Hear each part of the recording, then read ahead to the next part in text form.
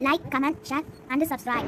الحمد لله كفى والصلاة والسلام على نبيه المصطفى وعلى آله المجتبى وأصحابه الرضوان أجمعين أما بعد فقد قال الله تعالى في القرآن العزيز والفرقان المجيد أعوذ بالله من الشيطان الرجيم بسم الله الرحمن الرحيم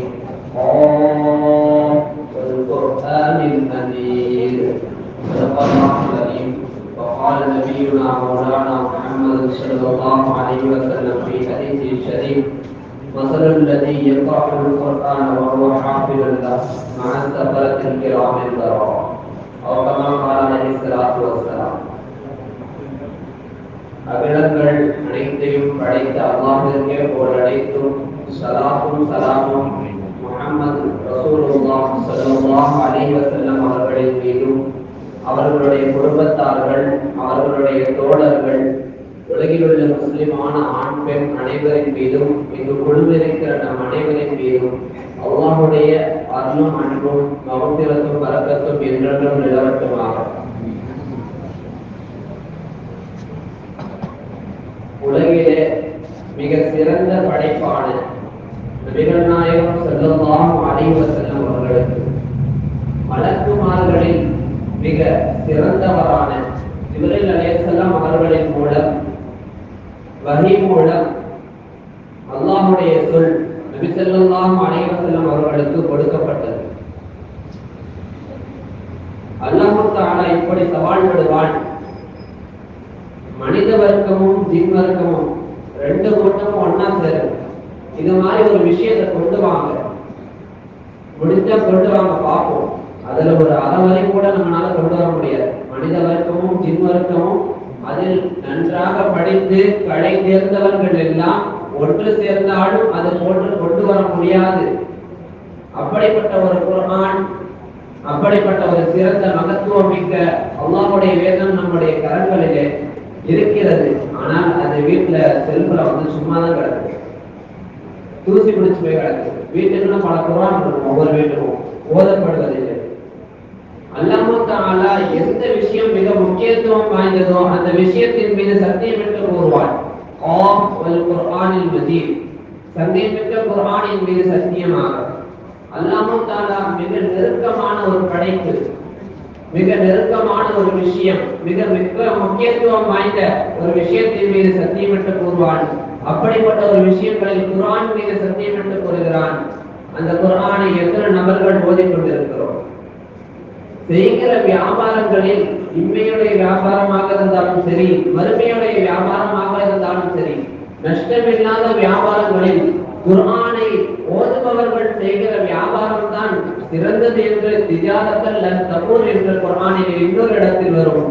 ஆனால் அந்த குர்ஆனை எத்தனை நபர்கள் ஓதிக்கொண்டிருக்கிறோம்? சற்று சிந்தித்து பார்க்க வேண்டும். 4 பேர் ஒன்னா சேர்ந்து பேசுறத என்னென்னமோ பேசிக்கிட்டு இருக்கோம். கண்ட கண்ட வார்த்தைகளில் அசிங்கமான வார்த்தைகளை பயன்படுத்தி பேசிக் கொண்டிருக்கிறோம், மற்றவர்களை குறை கூறிக் கொண்டிருக்கிறோம். நபிகள் நாயகம் ஸல்லல்லாஹு அலைஹி வஸல்லம் அவர்கள் கூறும் பொழுது ஒரு இடத்துல ஒரு கூட்டம், அது பள்ளிவாசலில் ஆகட்டும் வீட்டிலாகட்டும் எங்க இருந்தாலும் சரி, அவர்கள் குர்ஆனை ஓதுபவர்களாக இருந்தால், குர்ஆனை பற்றி படிப்பவர்களாக இருந்தால், குர்ஆனோட மகத்துவம், குர்ஆன் அப்படிப்பட்டது இப்படிப்பட்டது என்று பேசுபவர்களாக இருந்தால், நஸலத் அலைஹிமுஸ் ஸகீனா, அவர்களின் மீது அமைதி இறங்கிவிட்டது. எப்படி உறுதியா சொல்றான், அமைதி இறங்கிடும். அவங்களுக்கு மலக்குமார்கள் அவர்களை சூழ்ந்து கொள்கின்றனர். குர்ஆன் சம்பந்தமா பேசுறவதான் இந்த மாதிரி மற்ற அசிங்கமான வார்த்தைகள் பேசும் பொழுது மலக்குகள் எல்லாம் விலகி செல்கிறார்கள் என்று இன்னொரு ஹதீஸில் வரும். நிம்மதி வேணும் தேடிக்கிட்டே இருக்கும். குர்ஆனை அதிகமாக ஓதும் வீட்டில் நிம்மதி இருக்கும். குர்ஆனை அதிகமாக ஓதும் வீட்டில் மலக்குமார்கள் இருப்பார்கள், அவர்களுடைய துஆ கிடைக்கும். நம்மளை பத்தி மற்றவங்க 4 பேர் பேசணும் நல்லா இருக்கும் அப்படின்னு நினைச்சிருக்கோம். நம்முடைய இறைவன் நம்மளை பற்றி பேசுகிறான். குர்ஆனை ஓதுபவர்களாக இருந்தால் இறைவன் அந்த இடத்தில் நினைவு கூறுகிறான், என்னுடைய அடியான் என்னுடைய கலாமை ஓதிவிட்டான் என்று அங்கிருக்கிற மலக்குமார்களிடத்தில் பாராட்டி பேசுகிறார். நாம மட்டும்தான் குர்ஆன் ஓதுறோமா என்றால் நாம் மட்டுமல்ல, ஜின்களும் ஓதுகின்றனர். ஒரு குர்ஆன் வசனத்தில் இப்படி வரும், ஜின்னுடைய ஒரு கூட்டம் குர்ஆன் ஓதுவதை கேட்டுக்கொண்டிருக்கும். குர்ஆன் ஓத ஆரம்பிச்சதை கேட்டுக்கொண்டே மற்ற ஒவ்வொரு கூட்டம் வரும். இப்போது எப்படின்னா, ஒரு கூட்டம் உட்காந்துருக்கும், ஒன்னொரு கூட்டம் வரப்போ என்னப்பா அப்படின்னு லைட்டா பேச ஆரம்பிச்சிருவோம். ஆனா வந்த உடனே அந்த கூட்டம் சொல்லிடு, இந்த மாதிரி குர்ஆன் ஓதிட்டு இருக்காங்க, நீ பாட்டு கவனிங்க. குர்ஆன் ஓதுவதை கேட்டுவிட்டு மூசா அலைஹிஸ்ஸலாம் அவர்கள் காலத்தில் மூசா அலைஹிஸ்ஸலாம் அவர்களுக்கு இறக்கப்பட்ட வேதத்தில் என்னவெல்லாம் கூறப்பட்டிருக்கிறதோ அந்த விஷயங்கள் எல்லாம் இந்த குர்ஆனில் கூறப்பட்டிருக்கிறது என்று அதை அவன் நல்லா கேட்டுட்டு அந்த விஷயங்களை கொண்டு போய் இன்னொரு ஜின்கள் கூட்டத்திடத்தில் அந்த குர்ஆனை ஓதி காட்டி சொல்லும். அப்படி என்றால் மனிதர்கள் மட்டும் குர்ஆன் ஓதுவதில்லை, ஜின்களும் குர்ஆன் ஓதுகின்றன. அப்படிப்பட்ட மகத்துவமிக்க குர்ஆனை நாம் குர்ஆனும் தள்ளிவிட்டு உட்கார்ந்து இருக்கிறோம். மறுமை நாள்ல ஒரு நன்மைக்காக நம்ம அவ்வளவு கஷ்டப்பட்டுருவோம்.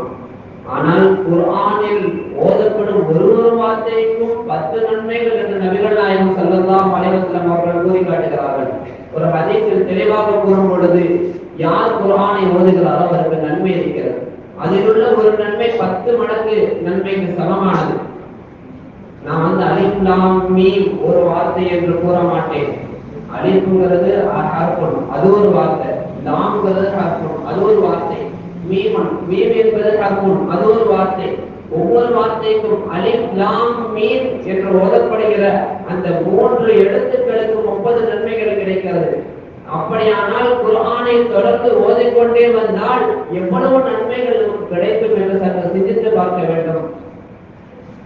ஆனால் அந்த குர்ஆனை தான் நம்ம புறந்தள்ளி ஓரமா வச்சுட்டு நிறைய நபர்கள் ஓதுவதே இல்லை. சின்ன வயசுல ஓதிருப்போம் அக்டோபர்ல போய், ஆனா இப்ப பெரிய வயசுல போயிட்டு எங்க கொஞ்சம் குர்ஆன் ஓதுன்னு கேட்டா அவ்வளவு தப்பா ஓதுகிறார்கள். குர்ஆனை நண்பனாக்கிக் கொள்பவர்களுக்கு குர்ஆனை கியாமத் நாளில் நண்பனாகவும் சிபாரிசு செய்யக்கூடிய ஒரு ஆளாகவும் நிற்கிறது.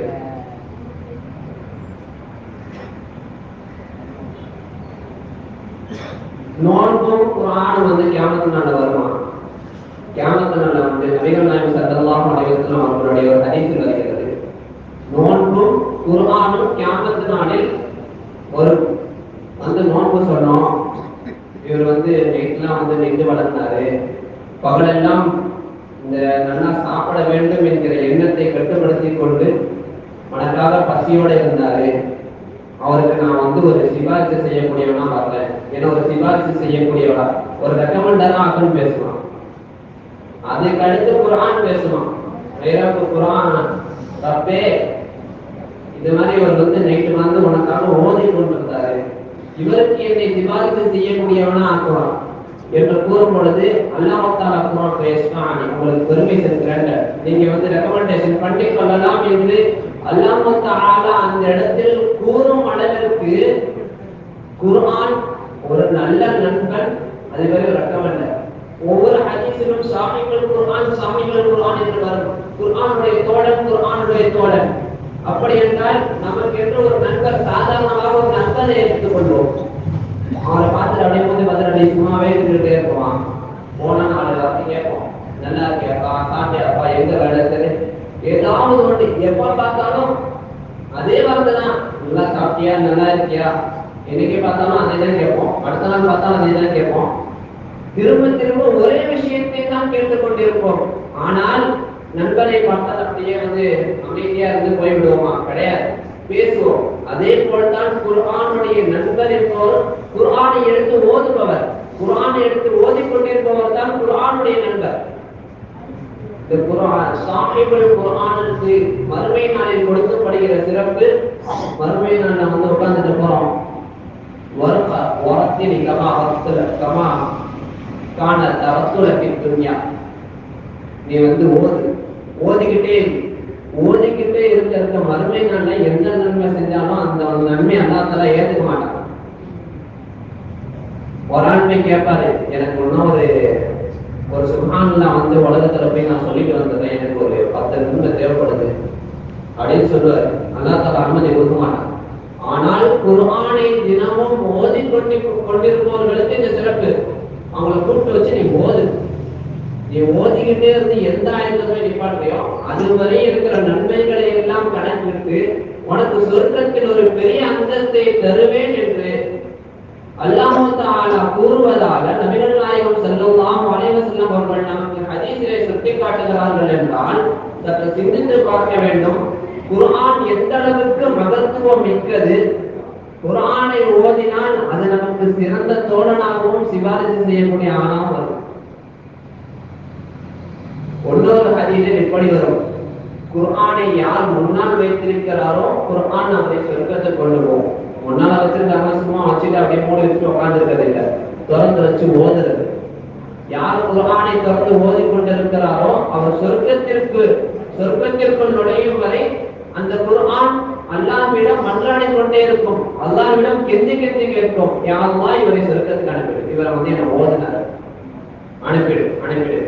யார் குர்ஆனை பின்னால் வைத்திருக்கிறாரோ, அதாவது ஓதாம அவனை சும்மா போட்டு வச்சிருக்காரோ அவர் நரகத்துக்கு அனுப்பியிருக்கும். குர்ஆனை என்ன பண்ணும், இவன் நம்ம ஓதவே இல்லை வாழ்க்கையில, சும்மா கொஞ்சம் ஓதனா, சின்ன வயசுல ஓதி கொடுத்ததே பெரிய வயசுல ஓதுறதுக்காக தான் ஓதி கொடுத்தது.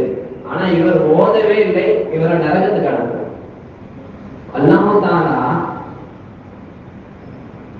அல்லாஹ் தஆலாவுடைய குடும்பம் என்று நபிகள் நாயகம் ஸல்லல்லாஹு அலைஹி வஸல்லம் அவர்கள் வர்ணிக்கிற இடத்தில் இந்த குர்ஆனை ஓதக்கூடியவர்கள் இருக்கிறார்கள்.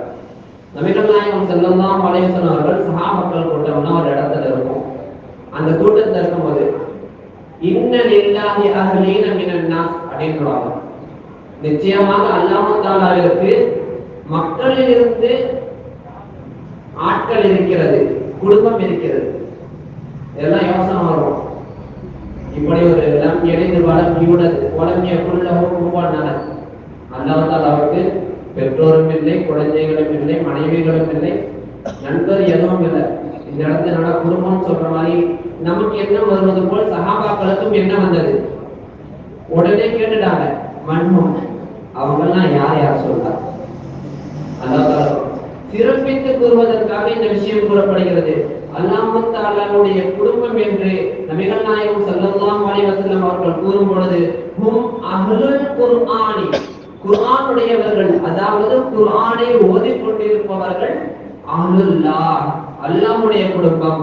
வஹாஸத்துஹு, அல்லாஹ்விற்கு மிக நெருக்கமானவர்களில் கட்டுப்பட்டவர்கள் இந்த குர்ஆனை ஓதுபவர்கள் என்று நபிகள் நாயகம் ஸல்லல்லாஹு அலைஹி வஸல்லம் அவர்கள் கூறி காட்டுகிறார்கள். என்றால் நாம் இந்த குர்ஆனை ஓதும் விஷயத்தில் எந்த அளவிற்கு அசட்டையாக இருக்கிறோம் என்று யோசித்து பார்க்க வேண்டும்.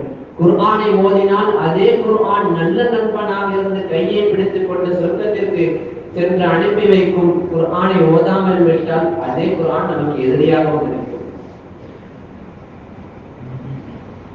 இறுதியாக ஒரு சம்பவத்தை கூறி கொடுத்துக் கொள்கிறேன். மறுமை நாள்ல திடீர்னு ஒரு ஆண் முன்னாடி நிற்பான். என்னை யாரும் தெரியுமா, நம்மளாம் போய் கேட்போம்ல, ரொம்ப நாள் கழிச்சு ஒரு ஆளை போய் பார்த்தா நம்ம ஃப்ரெண்டு தான், அவன்கிட்ட போயிட்டு என்னை யாரும் ஞாபகம் இருக்கா, பார்த்து கண்டுக்கிடாம சலாம் சொல்லாம போறியே அப்படின்னு சொல்ற மாதிரி மறுமை நாள்ல ஒரு ஆண் நிற்பான். ரெண்டு என்னை யாரும் தெரியல. அப்போ இவர் சொல்லுவாரு, எனக்கு தெரியல. திரும்ப கேட்பாரு, கொஞ்சம் யோசிச்சு சொல்ல, என்னை யாரும் தெரியல. இல்ல தெரியல, நான் தான்ப்பா நீ குர்ஆன் டெய்லியும் உலகத்துல ஓதிட்டு இருந்திய குர்ஆன். அல்லாஹ் தஆலா அந்த இடத்துல குர்ஆனுக்கு ஒரு உருவம் கொடுத்து, நாம் ஓதிய குர்ஆனுக்கு ஒரு உருவம் கொடுத்து, அந்த நன்மைக்கு உருவம் கொடுத்து நமக்கு சிபாரிசு செய்ய வைப்பான். அது நம்ம கூடவே நின்றுகிட்டே இருக்குமா, கடைசி வரை நம்ம சொர்க்கத்திற்குள் நுழைகிற வரை கூடவே நின்று சிபாரிசு செய்து கொண்டே இருக்கும் என்று ஹதீஸ்களில் பார்க்க முடிகிறது.